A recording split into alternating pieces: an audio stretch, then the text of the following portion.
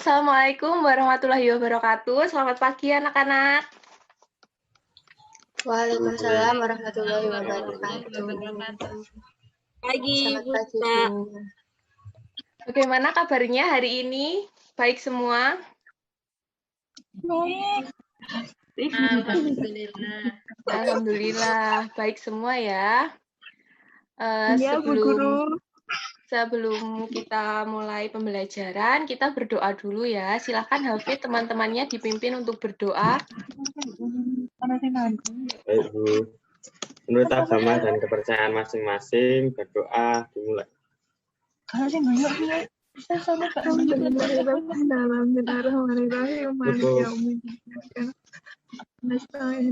Ya, terima kasih Hafid.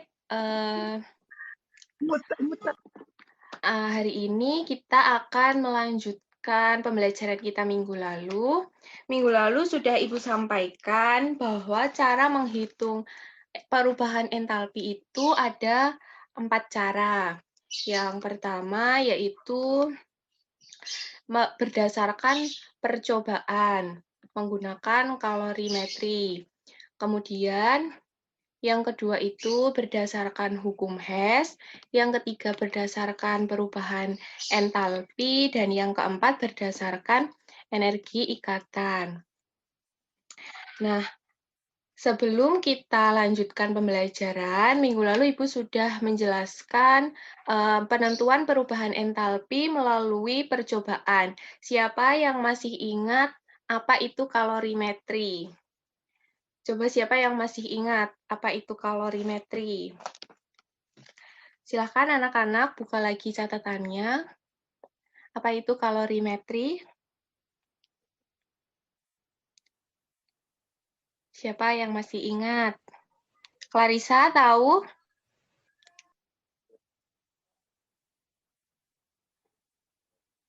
Clarissa bisa dengar Ibu?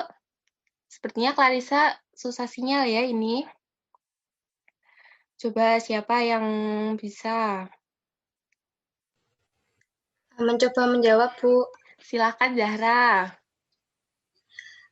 Menurut saya, kalorimetri itu suatu alat yang digunakan untuk mengisolasi panas supaya tidak terjadi pertukaran antara sistem dan lingkungan. Mohon koreksinya, Bu. Terima kasih Zahra. Coba ada lagi yang mau berpendapat? Siapa? Sandini mungkin mau berpendapat? Iya, Bu, mencoba menjawab. Jadi kalorimetri itu adalah proses pengumpulan kalori reaksi, Bu. Iya, benar. Jadi, kalau berdasarkan pendapat Zahra tadi, itu ya untuk mengukur itu namanya alatnya, yaitu kalorimeter. Kalau kalorimetri, itu ilmunya untuk mengetahui perubahan kalor. Nah, kalorimeter itu sistemnya terisolasi. Coba siapa yang masih ingat apa artinya itu? Apa artinya sistem terisolasi? Siapa yang masih ingat? Coba dibuka lagi catatannya. Ibu izin menjawab. Iya, silahkan Naimina. Terisolasi itu nggak ada transfer panas. Iya. Di dalam sistem itu. Iya, benar sekali ya. Kalian masih ingat semua. Nah, kalorimeter ini prinsipnya kalor yang diberikan sama dengan kalor yang diserap karena sistemnya terisolasi. Nah, hari ini kita akan lanjutkan belajar penentuan perubahan entalpi berdasarkan hukum Hess.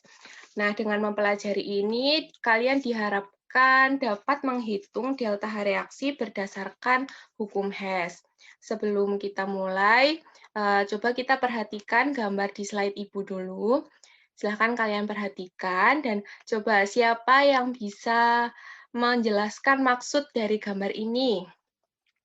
Coba siapa yang mau berpendapat lagi?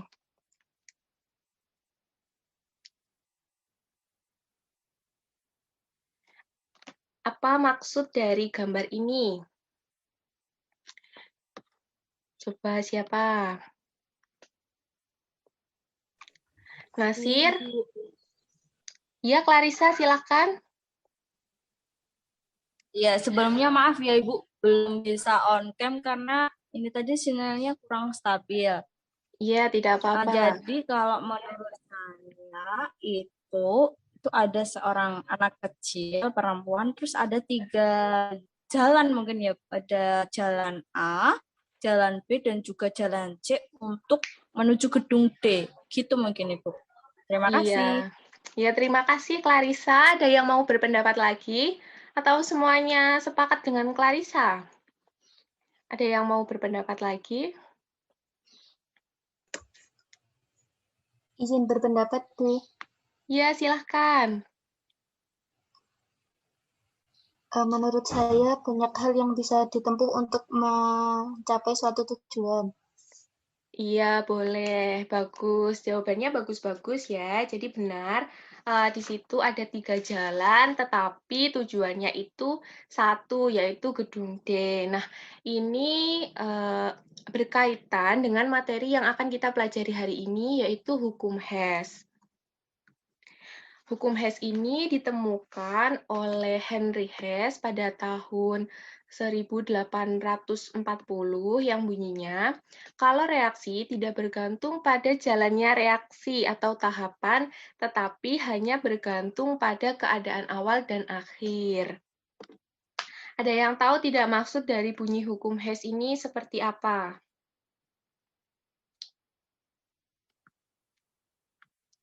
Ada yang tahu? Maksud dari bunyi hukum Hess ini, ada yang tahu, Poppy mungkin? Poppy bisa dengar suara Ibu?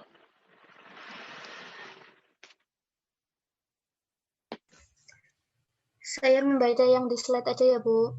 Ya. Kalau reaksi itu tidak bergantung pada jalannya reaksi, tetapi hanya bergantung pada keadaan awal dan akhir. Oke, terima kasih. Nah, jadi anak-anak perlu kita ketahui bahwa reaksi kimia itu dapat berlangsung dengan beberapa tahap. Contohnya itu seperti reaksi pembakaran karbon. Reaksi pembakaran karbon ini dapat berlangsung, ada yang berlangsung 1 tahap dan dapat berlangsung 2 tahap. Nah, kalau berlangsung 1 tahap itu, 1 mol karbon langsung direaksikan dengan 1 mol oksigen, langsung membentuk 1 mol karbon dioksida dengan delta H 300 minus di 394 kJ. Nah, tetapi reaksi pembakaran karbon ini juga dapat berlangsung 2 tahap. Di tahap pertama, karbonnya direaksikan dulu dengan setengah O2, kemudian dihasilkan karbon monoksida dengan delta H sekian. Kemudian pada tahap 2, karbon monoksida yang dihasilkan pada tahap 1 direaksikan kembali dengan sisa oksigen yang digunakan pada tahap 1, membentuk karbon monoksida dengan delta H sekian. Nah, reaksi tahap 1 dan tahap 2 ini apabila dijumlahkan akan menghasilkan reaksi yang sama seperti yang tadi yang berlangsung langsung 1 tahap. Delta H yang digunakan pun sama. Jadi maksudnya keadaan awal dan keadaan akhir itu reaksi kimia itu tidak bergantung pada tahap-tahapannya ini, tetapi bergantung pada keadaan awal dan keadaan akhirnya. Keadaan akhirnya itu ini dengan delta H sekian. Nah, apabila digambar diagram tingkat energinya itu seperti itu. Nah, di sini kalau langsung keadaan awalnya seperti ini, langsung direaksikan dengan oksigen, langsung membentuk karbon monoksida. Sedangkan kalau melalui 2 tahap tadi, ada 2 ya, kalornya, ada yang pertama dan yang kedua, tapi kalau dijumlahkan hasilnya tetap sama, yaitu ini. Kemudian apabila digambar, siklus energinya juga seperti ini.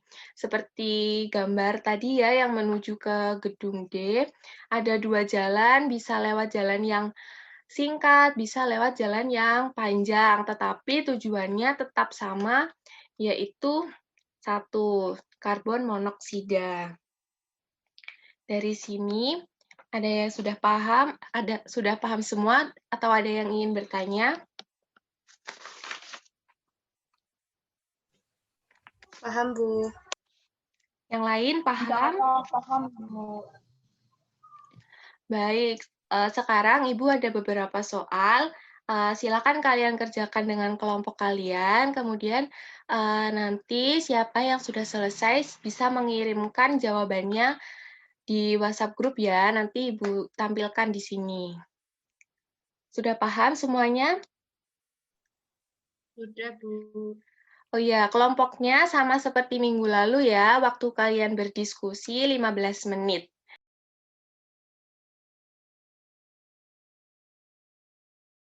Bagaimana anak-anak sudah selesai diskusinya?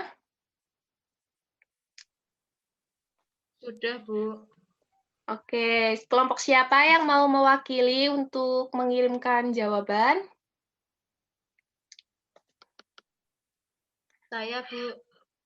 Bagus, kelompok Sandini ya, sudah dikirimkan ini jawabannya di WhatsApp group. Akan Ibu tampilkan.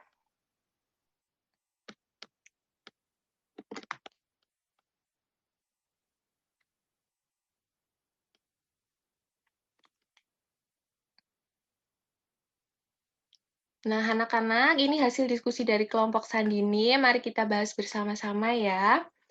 Di sini diketahui ada 2 reaksi. Ada yang pertama 2 CuCl solid menjadi 2 Cu solid plus Cl2 gas. Kemudian di sini ada reaksi lagi 2 CuCl solid ditambah Cl2 gas menjadi 2 CuCl2. Nah, yang ditanyakan berapa delta H dari reaksi Cu solid ditambah Cl2 gas menjadi CuCl2 solid. Nah, di sini jawaban dari kelompoknya Sandini. Nah, anak-anak ada yang tahu tidak ini kenapa harus dibagi 2? Mungkin kelompoknya Sandini bisa menjelaskan kenapa ini harus dibagi 2? Iya, Ibu izin menjawab. Jadi itu kenapa harus dibagi 2? Karena reaksi yang pertama itu memiliki koefisien 2. Jadi agar menjadi berkoefisien 1, jadi dibagi 2 seperti itu, Bu. Jadi delta H-nya juga dibagi 2. Terima kasih, Bu. Terima kasih, Sandini. Yang lain sudah paham kenapa harus dibagi 2? Sudah paham? Sudah, Bu. Oke, selanjutnya kita lihat di bawahnya. Di sini ada kata dibalik. Nah, kira-kira kenapa ini harus dibalik? Coba anggota kelompoknya Sandini yang lain mau menjelaskan kenapa ini dibalik? Saya izin menjawab, Bu. Ya, silahkan Zahra. Itu dibalik karena yang ditanyakan itu CuCl sebagai reaktan, sedangkan reaksi yang diketahui CuCl-nya itu sebagai produk. Jadi, supaya didapatkan delta H plus dari reaksi penguraian CuCl itu harus dibalik terlebih dahulu, Bu. Iya, bagus. Benar sekali ya, Zahra. Jadi anak-anak, apabila reaksinya ini salah satu senyawa mengalami perubahan atau diberi perlakuan, maka semuanya itu harus diberi perlakuan juga. Nah, apabila dibalik, tandanya juga harus berbalik.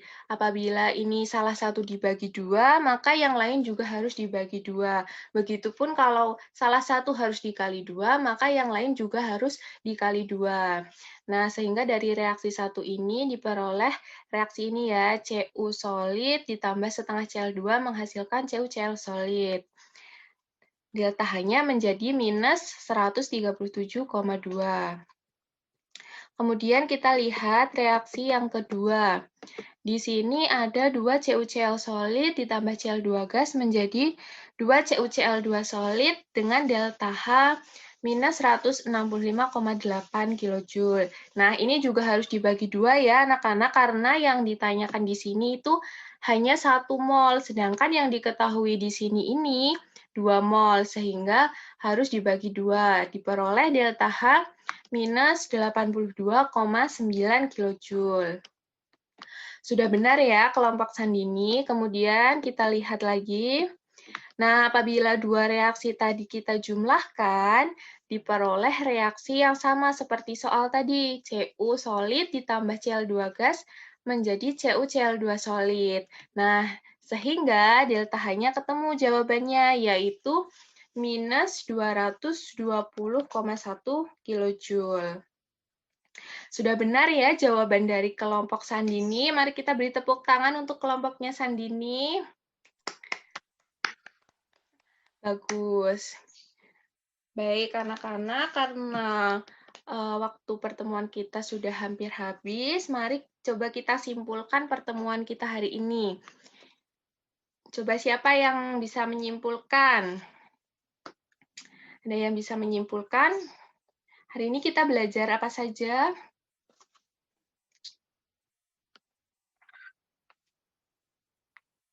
Coba siapa? Hafid, apa Hafid mau menyimpulkan?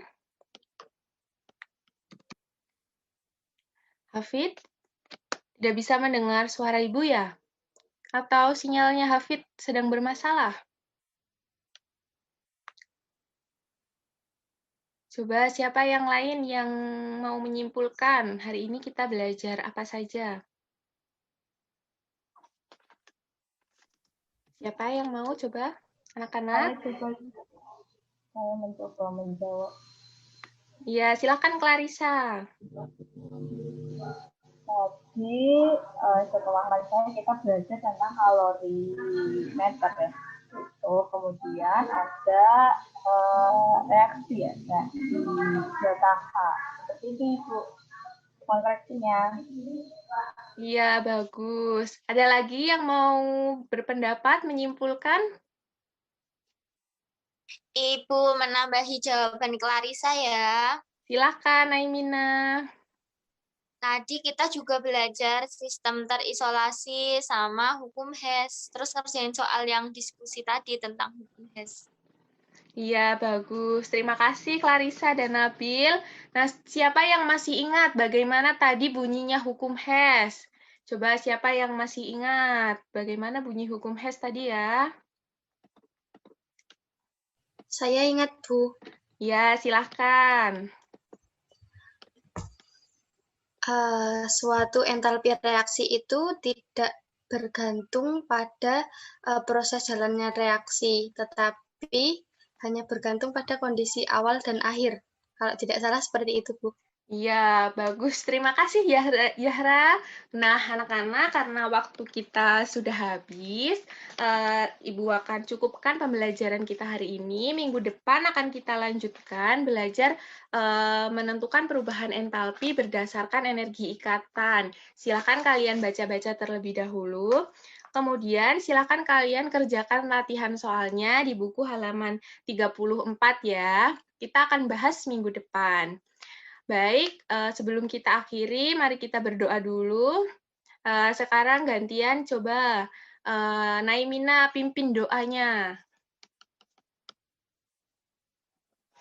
Untuk mengakhiri pembelajaran dunia pada pagi hari ini, berdoa menurut agama dan kepercayaan masing-masing. Berdoa dimulai.